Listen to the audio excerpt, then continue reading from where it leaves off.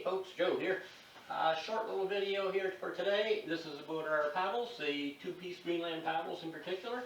I spent today a stormy, windy, rainy day working out here in the wood shop, finishing up some paddles. I'm going to get these posted as in-stock paddles that are available to ship. Good thing for Christmas coming up. Anyways, we're going to talk about the two-piece paddles and one little change that I'm doing to them. Now the ferrules, they come apart like that. Piece of cake, push pin. And I'm going to bring this closer so you can get a better look at this. Here's the push pin, and you can see how that protrudes out. And you can feel it when moving your hand up, but it's not really a big deal. But if it protrudes a little less, that's all the better. So here's what we have now. Small change. But you can barely feel that one going over. Now, a little bit of background.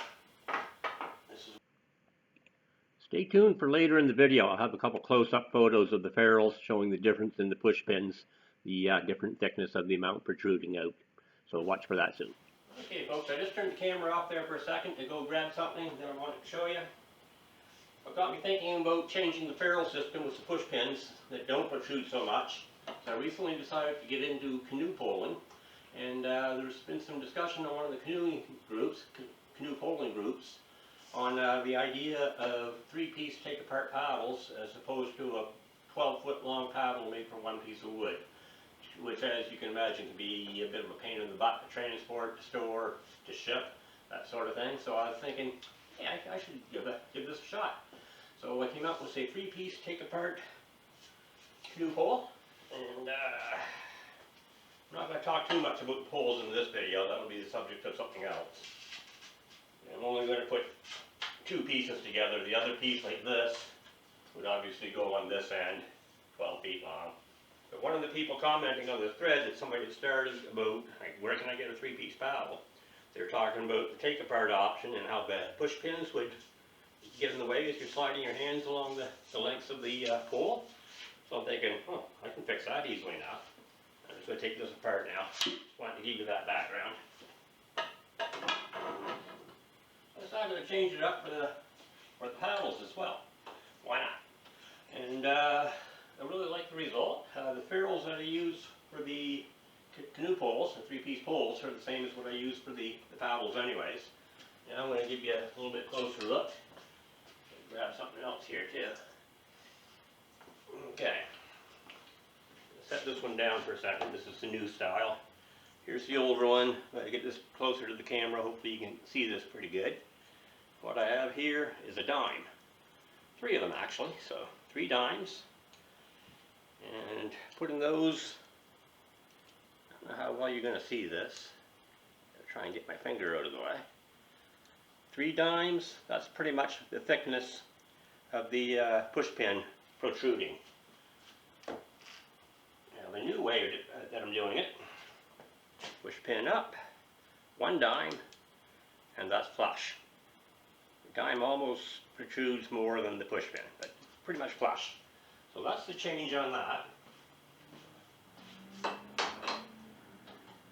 when using a Greenland paddle, you do use a sliding stroke sometimes, moving this way, moving this way. So you're definitely going to feel the push pin a whole lot less now. So that's just one small change, but I think it's a good one.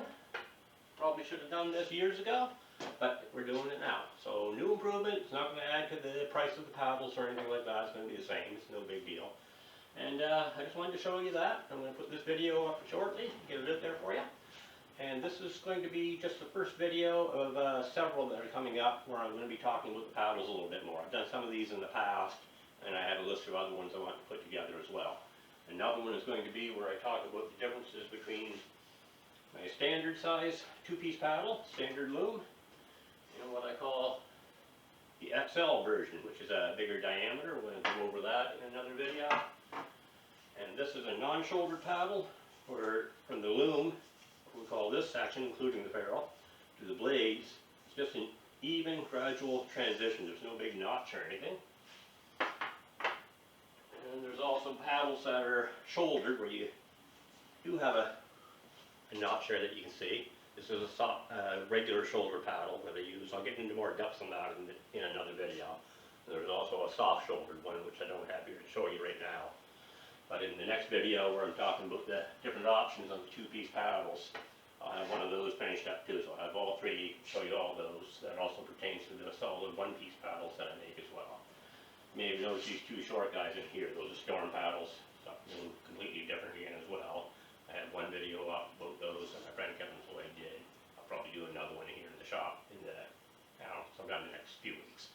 Kind of busy right now. Christmas is coming up and all that, so got to get some work done. If I don't get these videos done this month, then they'll probably be coming starting January. But the one on the shoulder options for the two-piece paddles and the different loom sizes, different ferrules, that one will be coming probably in a couple days. Talk to you again soon.